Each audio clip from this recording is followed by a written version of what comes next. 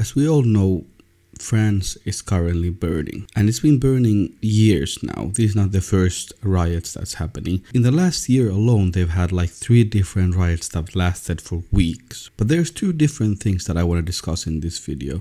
One is the military presence that still is in Africa. All these French soldiers are still operating on the continent, even though their country is burning. But secondly, I want to discuss CFA Franc, because as we all know, CFA Franc is still being printed in Paris, in France. And here are the countries that are currently still using that currency: Benin, Burkina Faso, Guinea-Bissau, Côte d'Ivoire, Mali, Niger, Senegal, Togo. Also, Cameroon, Central African Republic, Chad, Equatorial Guinea, Gabon, Republic of the Congo. Some of them are using the Central African franc, the other ones are using West African CFA franc. But the thing is that the currency is being printed in Paris, and the ports have been burning, banks have been burning. A lot of the things that should be leaving France, they are currently in an economic standstill.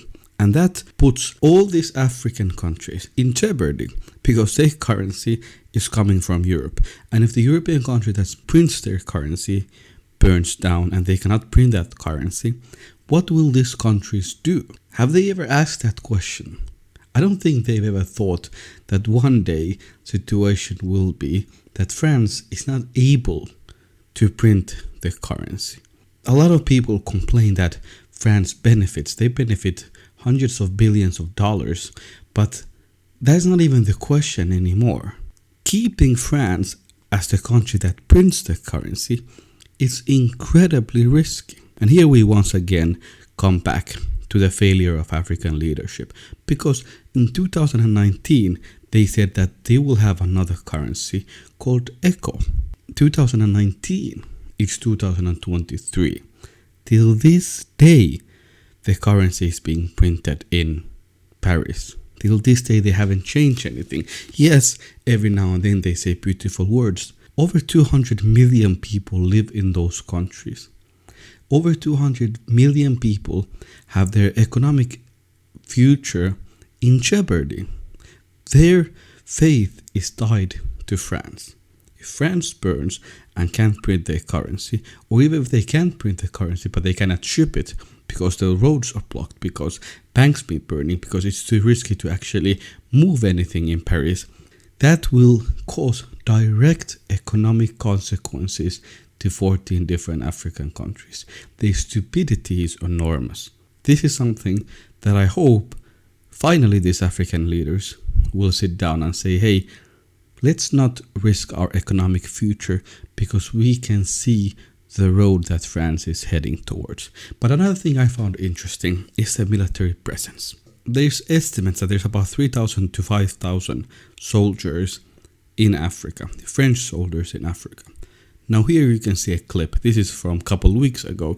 These French soldiers were arrested because they were illegally operating in the border of Sudan. You may wonder what were they doing in Sudan, because they do not have legal operations in that country.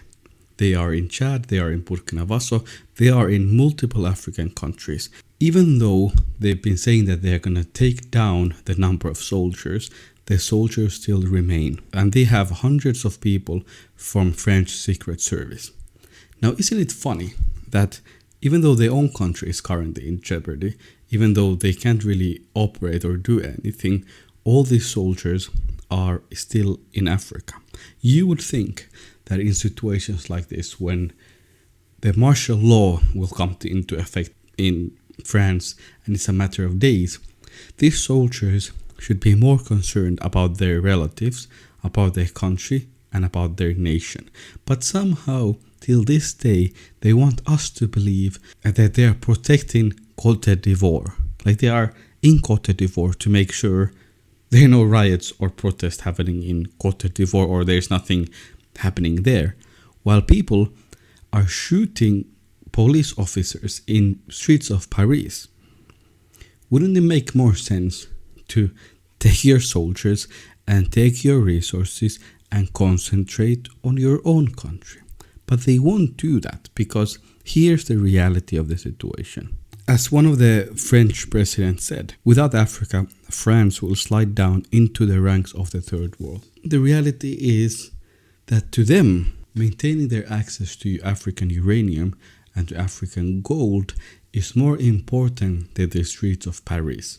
Any other country, if they were in a similar situation, they would concentrate on their motherland. What is the point of an empire if your motherland is burning? Because you cannot maintain your empire when your country is burning. In my understanding, this is my historic understanding of US war in Vietnam.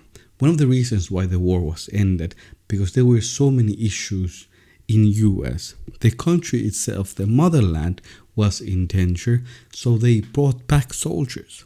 The Romans, the Ottomans, every single empire, when their country was burning, they took out their soldiers from abroad. Unless access to that foreign land is crucial to the future of a nation. And this shows you how important the African resources are. But anyways, I hope you liked this video, and if you did, please remember to subscribe, like, share, and comment.